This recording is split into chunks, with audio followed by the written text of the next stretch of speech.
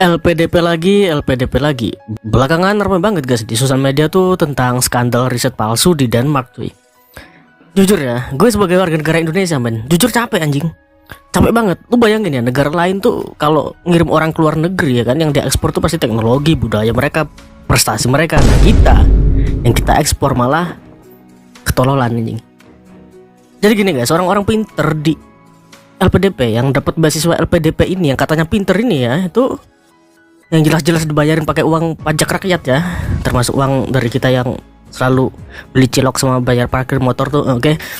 Nah, ekspektasi dari negara terhadap mereka ya, mereka pulang tuh bawa formula obat menyembuhkan kanker dan sebagainya. Realitanya mereka ke Eropa tuh cuma buat main kosmetik data pakai ChatGPT anjing. Men, ini sih bukan pinter akademik bangsat. Ini pinter ngibul bersertifikat internasional, cok. Jadi kronologinya tuh kocak guys ya, sekaligus miris sih sebenarnya. Jadi buat kalian yang nggak tahu nih, ada acara konferensi ilmiah internasional bernama ISPPD di Copenhagen, Denmark. Nah ini tuh acara yang jelas elit ya, bahas-bahas soal penyakit paru-paru matikan. Dan ya kebetulan ada satu dokter hebat kita ya dari Oxford yang lagi berstudi di Oxford, yaitu Mbak Waode Dwi Daningrat. Shout out buat beliau, dan beliau datang ke tempat itu. Nah si Mbak Dwi ini awalnya bangga ya, pasti bangga lah, siapa sih yang gak bangga, kayak ya kita semua pasti bangga lah sebagai warga Indonesia gitu kan. Wah ternyata ada loh mahasiswa kita yang dari Indonesia ini bawa riset, puluhan riset loh, bukan cuma beberapa riset ya, puluhan anjing. Dan pas diperiksa papernya, bau-baunya agak sas nih ya. Bau-baunya agak mencurigakan. Datanya ini rapi banget coy, rapi banget, udah kayak kamar hotel bintang 5 ya. Rapi anjir. Kayak dagangan pedagang kaki lima di pagi hari, masih rapi anjir. Datanya rapi banget coy. Lokasi penelitiannya juga loncat-loncat negara, udah kayak lagi main ludo. Terus instansi riset yang ditulis pas kita googling itu nggak ada anjing, itu fiktif. Oke sekarang gimana perasaan kalian cuy? Ini tuh sebenarnya riset medis apa sekte goib? Penyakitnya ada di dunia nyata ya, tapi datanya dari dunia goib. Diselesaikan atau dibungkus dengan media atau teknologi masa kini, yaitu AI atau ChatGPT lah. Di sini lebih tepatnya ChatGPT. Nah, lu anjir, gue nggak paham lagi coy. Jadi kuliah magister matematika di kampus top kayak ITB itu, ya. Tapi rumusnya malah dipakai buat menghitung sesuatu yang nggak bener, dan ternyata dari hitungan dia pun masih bisa ketahuan bohongnya anjing. Tolol kan? Tolol banget. Tapi coy, itu belum puncaknya men. Karena yang bikin gue paling ngerasa mereka nih salah profesi ya, harusnya buat gue mereka nih nggak usah jadi akademisi gitu. Mending mereka daftar ajang sulap The Master, atau pemain teater aja udah. Ya kan, pas sesi presentasi ada satu cewek namanya Prihantini nih. Dia ini maju ke panggung beberapa kali buat presentasiin riset yang berbeda-beda, tapi nama di name tag-nya gonta-ganti.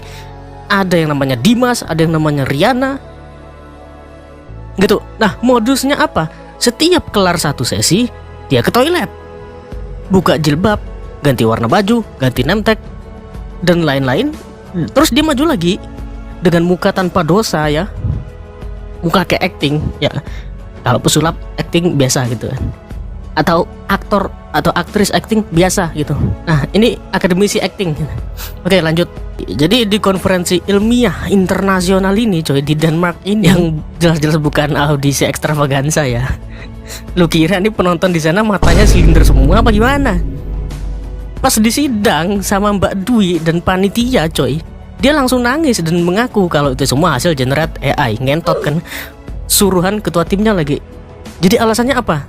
Dan lu tahu nggak yang bikin sakit hati itu? Jawaban dari alasannya tuh loh, demi dapat travel grant alias duit akomodasi gratisan buat plesir-plesir jalan-jalan ke Eropa.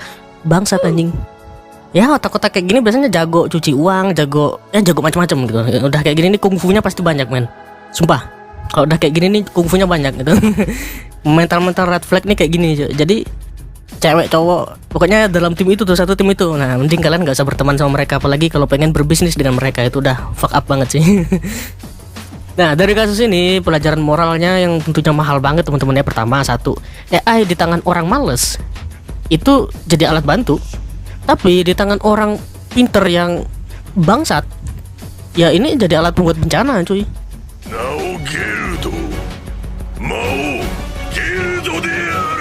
Itu satu. Pelajaran kedua, IPK tinggi dan lolos seleksi LPDP yang super ketat itu ternyata nggak menjamin akhlak lu lulus sensor. Ya, oke lah itu kayak. Sebenarnya LPDP itu sudah apa ya teman-teman ya? Kalau kalian ngecek sendiri ya di website dan segala macam, itu kalian bisa ngecek sendiri di LPDP-nya langsung. Setnya mereka, persyaratan mereka itu udah cukup tinggi.